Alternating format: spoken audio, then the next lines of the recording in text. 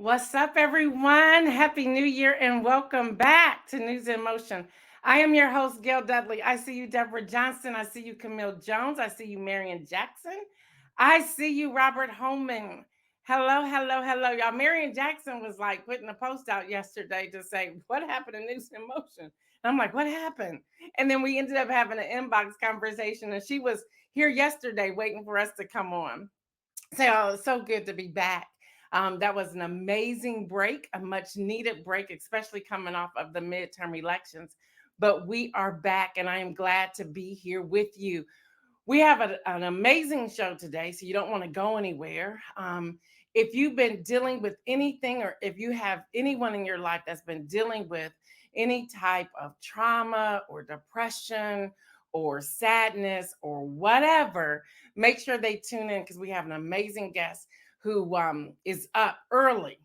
They're on Central Time, so it's what 6:30 their time, but they're up early already in the green room, ready to share with all of us. So as you come in here, I just want to say Happy New Year to all of you and good morning to all of our audio listeners or to our podcast listeners. We just want to say good morning to you, whether you are listening live or the replay. Just thank you so much for allowing me to spend some time with you on today. So we are back. I know some people will just stagger in later, or they'll catch up with us tomorrow, or maybe even next week. But for me, I'm glad to be back. What's up, Sardinia? What's up? Happy New Year to you. All right, y'all. We have our new gear that's ready to be shown to everyone. Y'all know I say straight fire quite often. So we got some merch to go along with that. So Isaiah's going to pop that up. Y'all, that whole mug says straight fire all the way around, News in Motion.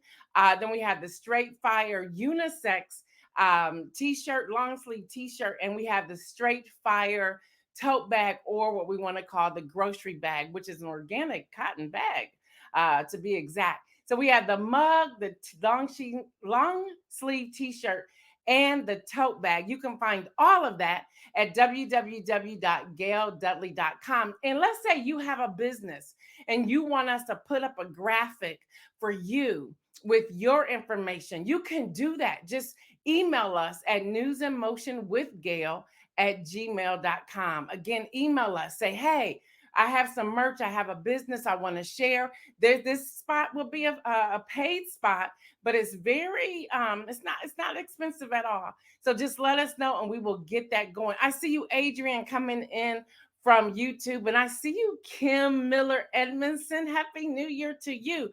All right, y'all. So again, we are back. Today is Wednesday, January the 4th, 2023. I am your host, Gail Dudley. Welcome everyone again who tunes in live or listens to the replay. Again, just thank you for allowing me to spend some time with you. You may be saying, hey, who is this? What's happening? Y'all, News in Motion is a grassroots media outlet that brings to you aggregated news. So we pull from news sources all over. We come with relevant commentary, a call to action, mixed with an inspirational message. So we are glad you're here. As we're getting started, I want to just back up just for a moment and talk about Barbara Walters. Good morning, Julie Bryce from YouTube. Y'all, she passed away on December the 30th, 2022. I called her a legend and a phenomenal broadcast journalist.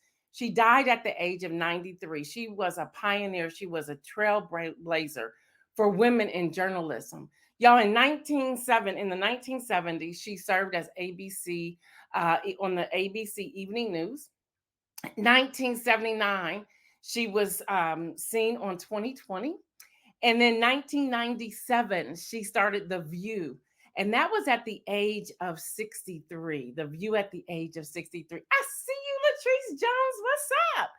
And y'all, one thing about her, the reason I wanted to highlight her today, because there was a quote that she gave years ago that has stuck with me when I knew I wanted to get into writing, becoming an author, and now podcasts and broadcasts and media outlet and all of that. I see you, Shirley Nicholson.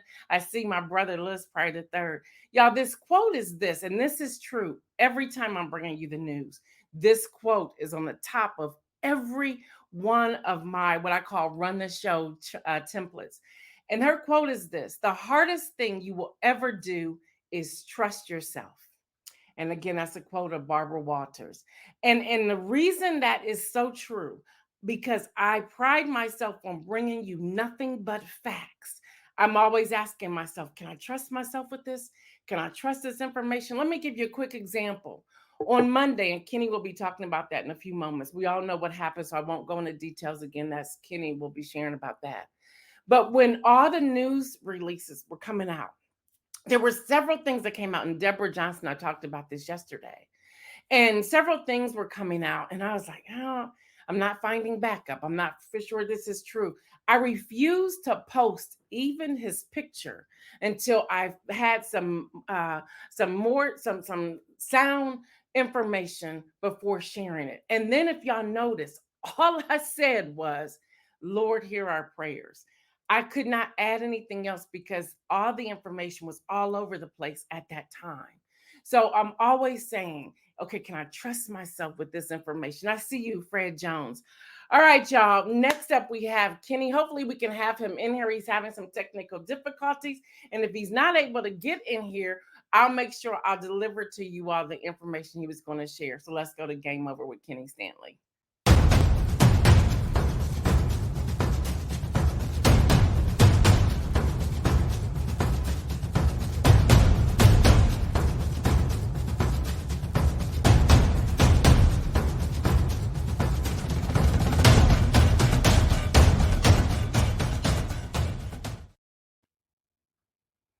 Kenny, can you hear us? We can't hear you, Kenny. Can you hear us? You're on mute. You got to unmute yourself. We got to get you unmuted. Okay, now talk, Kenny. Can you hear us?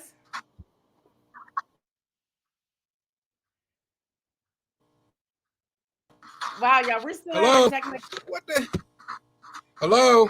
Oh, hey, now we can hear you. Can y'all Go hear for me? it. Yep, go for it.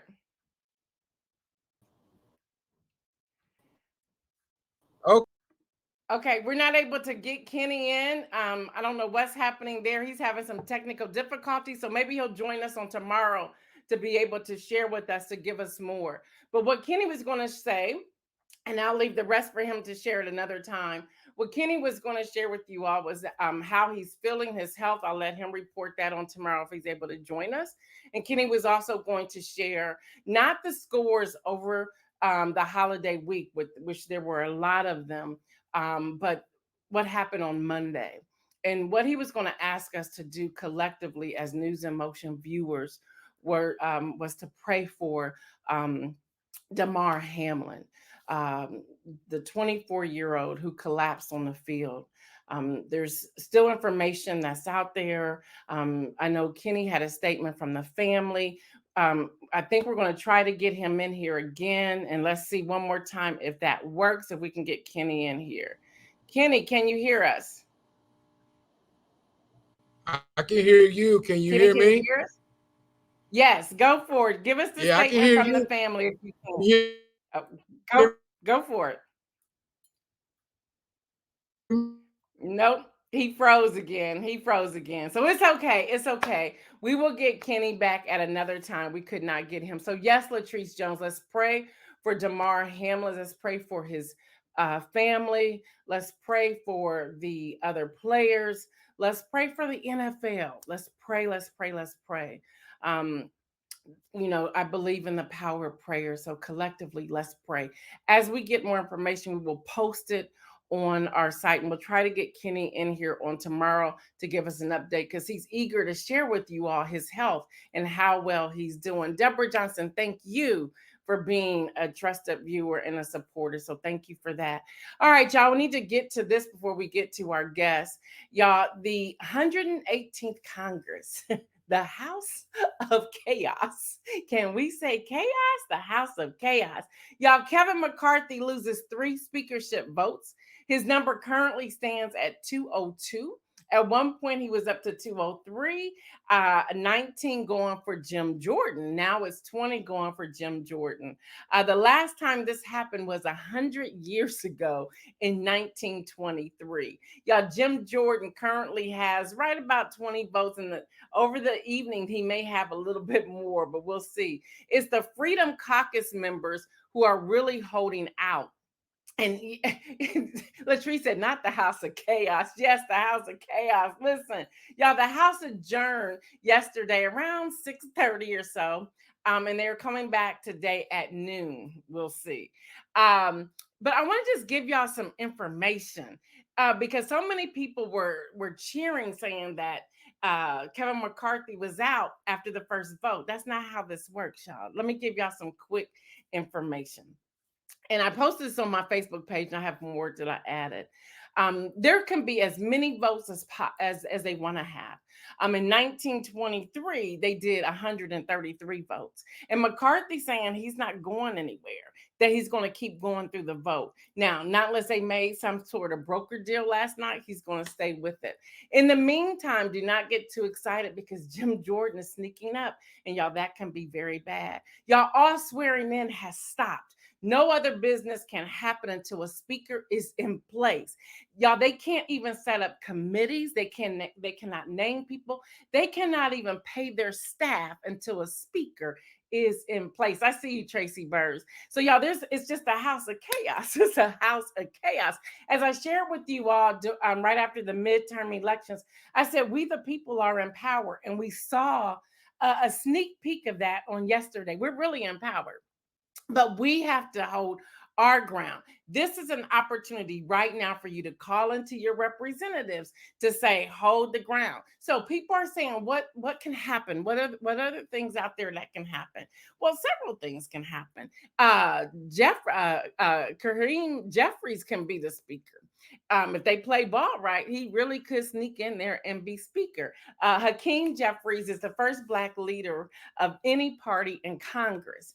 Y'all, when Hakeem Jeffries secured 212 votes for speaker on yesterday, it was the first time in over 15 years that a Democratic leader won support from every single member of caucus.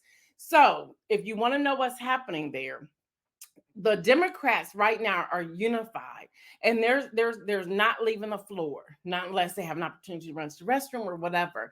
They're not leaving the floor. So every time there's a vote, you always see Hakeem Jeffries at 212, because there's 212 members in the House from the Democratic side.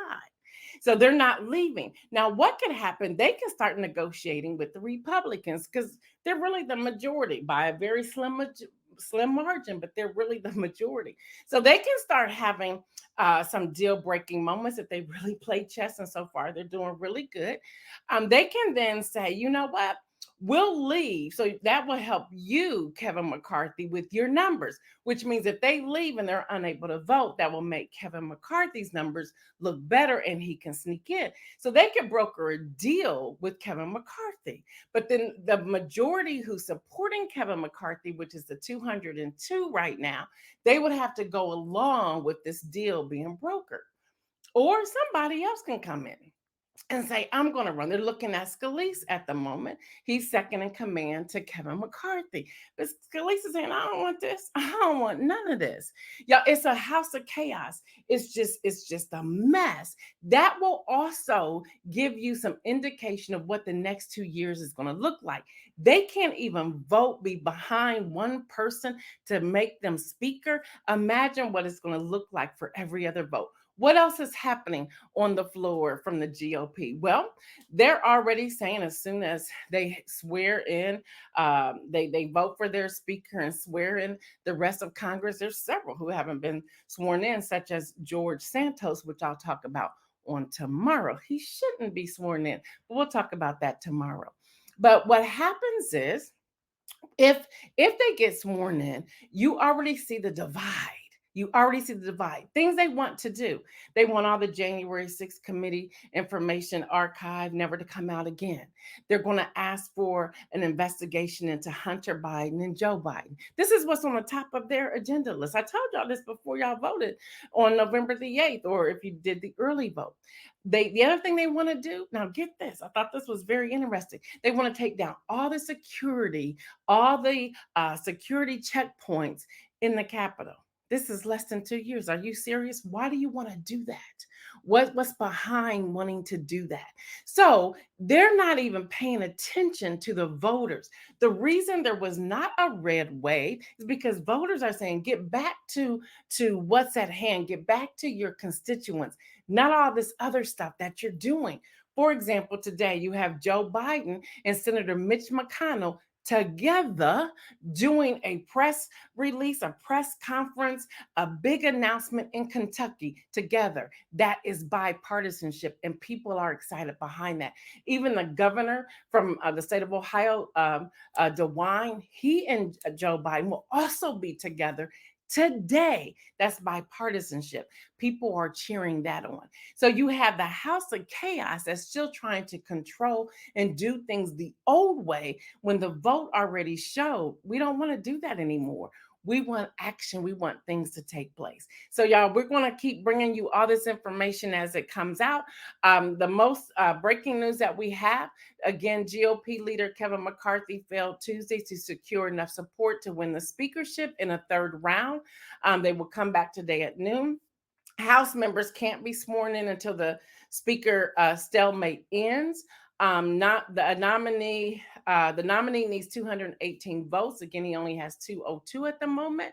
And the House Democrats have been united ever since, and they're following the lead of Hakeem Jeffries. Can y'all believe all this? Latrice says this too much. It is way too much. Good morning, Judy Neal. Good morning. So yeah, y'all, that's what's happening. That's what's on the front. Here's your opportunity, y'all. Again, we the people are in charge. Here's the opportunity to call your representatives. Here's your opportunity to send emails. This today is the day to do that. And I'm so excited we'll be presenting right. I'm make sure I'm saying it right, Deborah Johnson, Right from the Heart, DJ Right from the Heart. She will be talking about writing. We're going to slip in some of those templates when she rolls out her podcast on next week.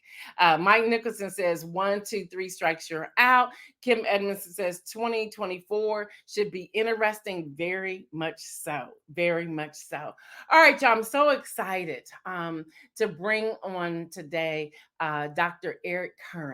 Again, if y'all have anyone, know of anyone who's struggling, y'all want them to tune in right now. He will also be on the launch of the new podcast, Politics and Prose, this Friday. I'm so excited about that. So whatever you don't get today from him, be sure to tune in on Friday, wherever you listen to your podcast. Y'all, Politics and Prose is about elevating and championing authors, activists, analysts, coaches, consultants, influencers, politicians, and strategists. Yes, that's our list of guests that we have coming on Politics and Prose. I have created this platform to introduce fresh voices through interviewing guests who are relevant to everyday life. Politics and Prose will also share aggregated political data, y'all should have known that, and present it in a way that takes communities from being informed into taking action. Again, y'all, that will launch on Friday. Real quick, I'm going to give you a snippet of his bio, but his full bio we will post later today, and it will also be in the description on the podcast platform. Dr. Currents is a licensed psychologist in the state of Ohio and Illinois. With almost 20 years of education and experience, he has proven himself to be a caring individual committed to development of holistic wellness of his clients.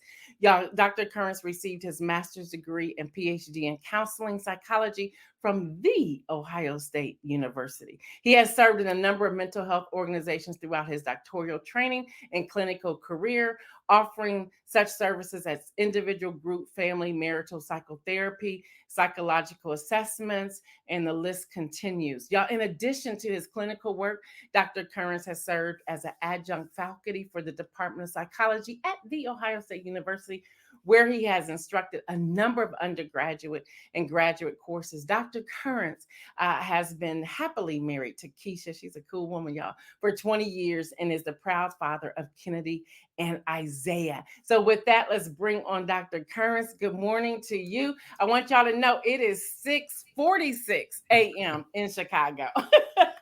It is an early morning, but it is my pleasure to be here with you, Gail. So thank you so much for the invitation. Oh, you are welcome. So we're going to jump in. On December the 14th, I'll never forget this when I reached out to you. After the passing of Stephen Twitch Boss, you made a post, which I immediately reached out to you, asking you to join me because I loved your post. And I have your post here that you gave me permission to read. Your post says, "Are you currently aware of what you are going through?" And you put that in quotation marks. You went on to say, "Collectively, I believe we are all saddened by the heartbreaking passing of Twitch. As I read post after post, a consistent message I've come across notes this idea that we never know what someone else is going through, which is true. My hope is that in addition to the messages that are affirming the notion that it is okay to get help and it is okay not to be okay, we challenge ourselves to grow the conversation.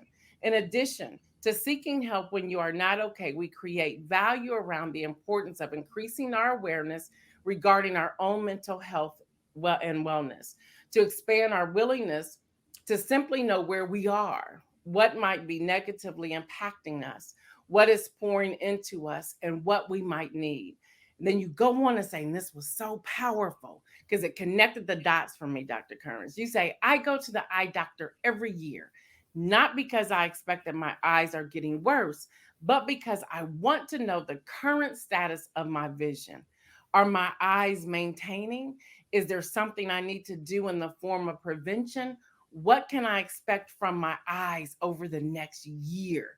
And you end your post by saying, "There is value in having insight into your mental health and wellness. So let's talk. Let's talk." So my first question is, you put in quotation marks. We never know what someone may be going through, and then you ask that question: What are you going through? Are you aware of what you are going through? How can people become aware and pause long enough to ask themselves that question? I see you, Damia, to ask ourselves that question. Well, I think that you start to answer the question and how you ask the question. I think that we have to pause long enough to actually ask the question. I think that we also have to find it important enough to ask the question. A question that we don't ask, we can never get answered. And so I think so often, if we even look at this whole conversation around mental health, if we're not careful, it's really turned into a conversation around mental illness.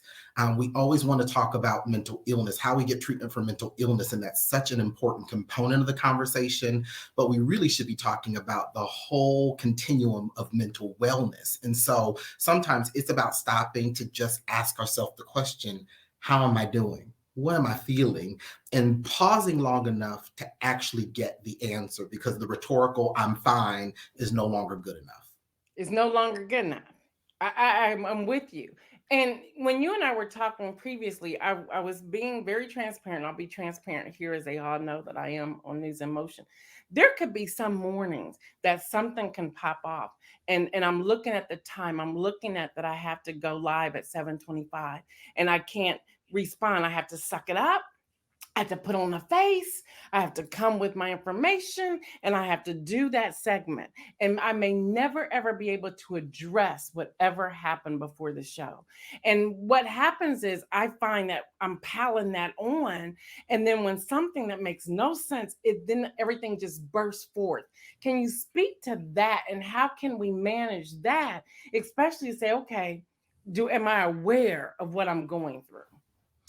Yeah, I think that one of the things that we have to do is we really need to start being honest with ourselves. You know, we have this conversation, can we be transparent with other people, which I think is important, but I think it starts with transparency with yourself. Oftentimes we will tell ourselves we're okay when we're not. So when I'm working with clients, one of the things that I tell them is if they tell me something's not a big deal, I just let it roll off my back, I just swallowed it. I tell them only swallow what you can digest. If Wow. Only If you are swallow what you can digest. I like that. Absolutely, because if at some point you're going to regurgitate it or it's just going to sit on your stomach, you've told yourself that you swallowed it and processed it, but the truth of the matter is it's sticking with you. So if days later you're still thinking about that thing that you told yourself you're okay about, chances are that might need to be something that you revisit. But what we do is we start to play that internal message that tells us we're okay. It's not that big of a deal. You need to be a Wow. bigger person. But again, that tells us it's still with us. That to me is an indication that it doesn't have to be earth shattering, but it might require a little more attention, or it becomes another brick that you carry until that load becomes too heavy. Wow. So how does this fit into when we're seeing a lot lately, check on your strong friends. Would we then view that particular person who's always just carrying it like I'm okay as our strong friends and maybe they're really not that strong? And I guess the other question I have for you, who are the strong ones?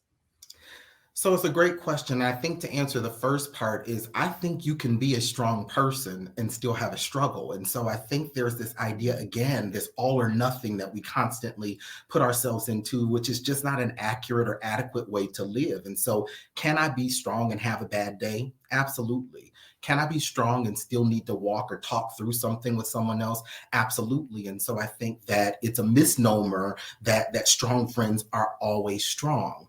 I think when we start to ask ourselves the question, who are our strong friends? I think to some degree, we all are our strong friends. I think we bring strength in different areas.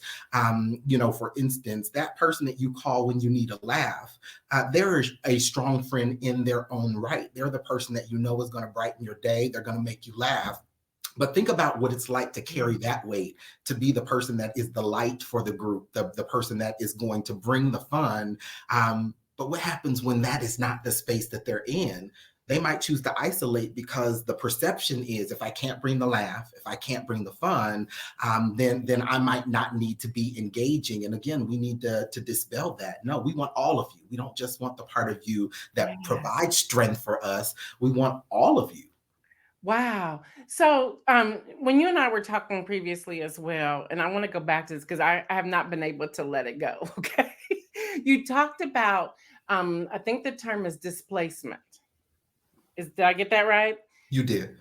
So, with that, are we finding ourselves in this displacement space due to the pandemic? Have you noticed a shift from pre-COVID to now COVID and all that took place there? Are we finding that people are displaced? So I think that COVID changed so much for everybody. And so I think one of the things to probably be conscious of is that everyone was impacted. I believe everyone's mental health in some way, shape, or form was impacted by COVID. I think oftentimes COVID provided exposure for what was already happening. And so I think one of the layers, and for people who aren't familiar, displacement is just this idea that oftentimes I take energy from an unsafe environment and displace it in a place that is more safe. So for instance, if I'm having an issue with my boss, I might displace that energy or emotion and take it out on a loved one because they're here. I know they're going to be consistent. Mhm. And so I'm certain that there is some level of displacement that happened as a result of COVID. We were in an environment where people did not know what was next. We didn't know how long it would occur. It impacted so many different areas of our life. And so oftentimes it was easy to displace even what was going on with us mentally, physically, and emotionally onto COVID and not really admit to ourselves some of this I was going through before COVID even happened. So everything went into COVID prevention and conversations about whether you get vaccinated or not. And we were missing some of the underlying things that were there before COVID even was introduced. Wow. And that leads me into, and I have on my notes, and we're having this. Now I'm gonna talk a little bit about this tomorrow, y'all. But we hear we have people who are grouping up. I'm for or I'm against Harry and Meghan, or I'm for and or against this political party, or for or against vaccines, or for or against Elon Musk, and or against you fill in the blank. How much of this is driving the mental health of people because we're somewhat inserting ourselves into the lives of people we may not even know? Yeah, I think it's one of those things. Does the cart come before the horse or the horse before the cart? I think it's all Okay. intermingled, but I think that this is another great example of when I have all of this pent up energy that I haven't taken the time to process. When something is a hot button topic for me, I invest all of that energy, not all, but a good deal of that energy into that thing. And what we then have is this level of intensity that doesn't match the interaction. I gave the example before. I was reading a podcast about someone who had an opinion that the Wakanda Forever movie was emasculating to black men, and I mean, I was reading these posts and they were visceral, and my thought was, y'all, it's a movie. Like, you can have whatever feeling or thought that you want to. You could have loved it, you could have hated it, but we have all of this intensity around a movie. And that to me, again, is an example of displacement. I have all of this energy and I tell myself, I feel this passionately Yeah. about this, but we have to wonder, should we? Should Should we be. be expelling this much energy about things? Harry and Meghan are not checking for us. They're not. And so I'm not going to get in an argument with someone about my position on them. Again, I can have a conversation that can even be heated, but I think what we're seeing sometimes when we talk about these debates and conversations is that we're taking it well beyond the level of energy we need to be putting into these things. Right, right. Y'all, as I'm asking Dr. Kearns questions, if you have any, please put them in the chat. If we don't get them today, he'll be able to go through the page and respond to you individually. So, as we're into this new year, Happy New Year, by the way. As we're into this new year, what can we do? Could you give us 3 tools we could use to help us navigate throughout this year? What do we need to do? What do we need to look for? How do we evaluate ourselves or check ourselves? Could you give us 3 tools that we could use, that we could implement as we navigate through this year? So I'm going to start talking, and I don't know how many tools I'm going to give to do me one of these, so that when I start going over my time, but it's Well, so I'm gonna give you interesting. the whole screen, and when I come back, that means it's over. There you go. It's really interesting that you asked that question. As I was listening to your introduction, one of the things that you were talking about is this call to action, that one of the things that your guests are going to do is kind of aggregate this information and provide a call to action. And that really, to me, is one of the first things that we need to talk about. When I'm working with a client, I look at this 3-step process: knowledge, awareness, action. Knowledge is gaining that information that helps us to make an informed decision. That might be even asking that question that I originally posed: how am I doing? What's going on with me? And the goal in getting more knowledge is that it allows me in the moment to be more aware of choices that I have. There are times where, we'll be reviewing our day at the end of the day and we'll be thinking, I should have done this different. If I could go back and relive this. And what we're saying is, if I was aware in the moment of how that would pan out, I might have done that differently. And so the goal is, as I gain more knowledge, I become more aware in the moment, which hopefully impacts my ability to act so that I can make different and more healthy decisions. And so I think one of the things I would challenge individuals to do is figure out where you are in that continuum. Some people don't need any more knowledge. You already know enough about your relationship, about your work environment, about what's going on inside of you, that more knowledge is not what you need. What you might need is more action. That I've been in this contemplation stage for far too long, and I need to look at what is going to motivate me to movement. Whenever I'm speaking, one of the things that I'll say to the audience before I leave is, if you walk away from today talking about how great this experience was, but there is nothing that you've been motivated to change, we just had a good conversation. And not that there's something wrong with that, but when we're talking about our mental health, we need to move beyond conversation to a place of action. And so even for the viewers today, my challenge would be, what are you going to do differently as it relates to your mental health? Are you going to ask the question more often? Are you going to be more authentic with the answer? Are you going to go to a place of movement, action, where you're actually doing something? That might mean reading a book. That might mean reaching out to a therapist. I also think that we need to continue to normalize this conversation. I am seeing a large uptick in Black males who are coming to therapy, which is a great thing. But I think it's important that we remind ourselves that that is a first step.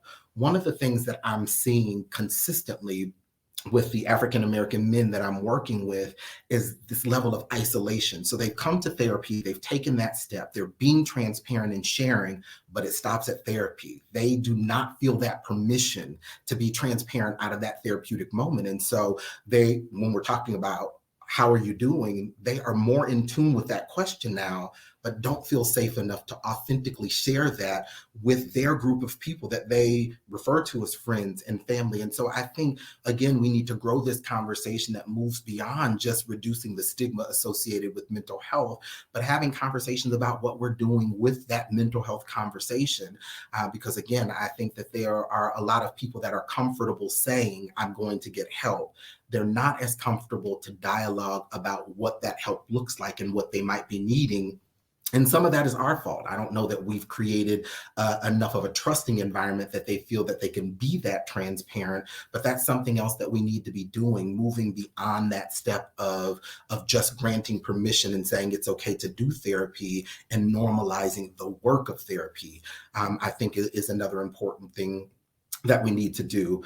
I'll also say that I think it's important that this becomes a regular part of our conversation. Our action. Some of the best work that I do is with returning clients, folks that I've seen years ago that came and they've done some work and they've gone off and they've lived life and they got to a place where they continued to ask themselves the question and they said, hey, those tools that I got previously, they are no longer working, or this situation is new. I need to go back just like I do with the eye doctor, just like I do with my yearly physical. And it might not be every year that you find yourself in that space, but therapy for me and from my perspective is not a one-stop shop where you engage and then you're done. It is a lifelong process where you're constantly engaging and thinking about and working on your mental wellness. I love all of this. And there's a lot of comments coming in through the comment section as well. Y'all, we got to wrap this up today, but to hear the full interview and to hear even more, have your pen and paper ready and make sure when Politics and Prose, the launch drops on Friday, January the 6th at 7 a.m. It'll be up there. Go ahead and subscribe today, wherever you listen to podcasts, but it will drop on Friday, January the 6th at 7 a.m. Eastern time. Feel free to grab that, listen to it, download it, share it. So, Dr. Currens, if people want to reach out to you today to book a session with you, thank you, Isaiah.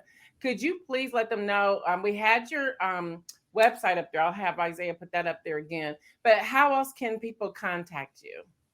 So I'll say that the website is the easiest because there are platforms built in where people can communicate directly with me from that. But my email address is eric.currents@currentsconsulting.com. So just my full name, eric.currents@currentsconsulting.com. The phone number for the office is 614-478-3131. I'll do that again, 614-478-3131. And then I'm on most social media platforms. So Facebook, it's Currents Consulting, has its own page. Twitter, I'm at DocEVC, DOCEVC. So any of those platforms, on LinkedIn as well, underneath my name. So you can get in touch with me through any of those mediums. Okay, and you went real fast, and Isaiah's in the green room like, what? So one more time, that phone number. And Marion, if you could grab this phone number, that'd be great to put in the chat. Can you give us that phone number one more time, please? Absolutely, 614-478-3131. And Marion's the bomb. Boom, there it is, y'all. Boom. Thank you, Marion. So thank you. You all really want to, what's up, Tiffany, coming in from YouTube? You really want to listen to the podcast, y'all. It's just wow. It's just wow. And I'm just so excited that you are the one who sat in that seat for me to interview for the launch of the new podcast. So thank you. Thank you for getting up an hour or so earlier than your normal day since you are in Central Time. We appreciate you so much. Thank you for joining me and for being on the podcast. It was my pleasure. Thank you for having me. All right. See you later. All right, y'all. So we have the inspirational message for today, which is celebrate you. Inspirational message, celebrate you. Y'all, this is the new year. Go ahead and celebrate yourself. Celebrate you. Celebrate everything that you need to do. Even, and I'm gonna say this, and I want y'all to hear me. Celebrate your wins and celebrate your loss. Seriously, y'all. It's okay that you find a way to say, okay, why did I lose this? What can I learn from this? How do I celebrate this so I can keep moving forward? I think this year is going to be a year of greatness for everyone. When I say greatness, I'm not saying every day is going to be amazing, but I believe that if we dig deep, we will have joy and laughter every day. The reason the Happy New Year image I used was the one of me laughing. Carl and I sat through and decided which one we wanted to use. I said, that's who I am. I love to laugh. I love to have joy. I don't know if Demia is still on here or not, but Demia and I can look at each other and bust out laughing. So y'all listen, find something to laugh about, even in the dark days, the crazy of days, find something to laugh about. All right, y'all, tune in tomorrow. Tune in tomorrow. We're going to talk about this chaotic government. We're going to talk about if Kevin McCarthy gets in or not, or what's going to happen next. We're also going to talk about George Santos. I have a whole lot to talk to you all about George Santos. We're also going to talk about Harry and Meghan. Yes, I'm petty. We're going to talk about Harry and Meghan. I am team Harry and Meghan. That I am. He's Prince Harry, Duke of Sussex Harry, will also be on 60 Minutes on Sunday. He will also be on a British news media on Sunday as well. I believe it's at the same time. And his book is coming out, Spare. I pre-ordered it. I can't wait to read it. So that's happening. That's happening. So anyway, y'all, that's everything that's going on. Join me tomorrow. Hopefully we can get Kenny plugged back in tomorrow. He does want to give all of you a message. I want to once again thank Dr. Eric Kearns for joining me today. Don't forget to check out the podcast as well. On Friday, it drops January the 6th, and we're so excited about it. I'm trying to think if there's anything else. Thank you to all of you. I know it was a long break, but it was a break that I truly needed. I needed that break. I believe you all needed it as well. I want to thank Isaiah and Kenny and Deborah and Lexi. When I sent out the notice and said, "Oh yeah, I'm back. We're going back to work tomorrow," they all responded, eager to get back as well. So hats off to all of you. For all of you who have started this year off, whether you're going back to school, congratulations if you are. If you have a new career job, or if you decided to launch into running your own business, congratulations to you. Anyone who's going through any sickness, there was a lot of y'all who were sick back in December. We were praying for you. Hopefully all of you are doing very well. I believe Dr. Oliver, she is out of the hospital. She is resting at home. Continue to pray for her. She was really ill. She gave me permission to share that information with you. We know Kenny is doing better. There's some others too, and I can't recall all the names, so forgive me for that. If you sent a DM during the time we were on break, don't be mad at us, because I've seen some of y'all's responses. We told you while we were on break, and we were not checking any of them. If any of you were on Patreon, if you go there now, that page is no longer available. It is gone. It expired last Friday. The first membership is already out there. If you were if you paid for the full year, you get the membership each month up until June 2023. We'll probably be sending you some information so you can fill it out, because we'll be sending text messages and things like that. This month, if you decide to join the membership, it is on mentorship. Each month will be a different theme. You can opt in and opt out each month. You don't have to do it for 6 months, 3 months, or whatever. If that's a theme you want, you can hop in. If it's a theme you don't want, you can hop out. So it doesn't matter. So we're just so excited. Happy New Year once again. We are glad to be back. Again, my name is Gail Dudley, the host of News in Motion, and I will see you right here, 7:25 a.m. Eastern on tomorrow. We're out.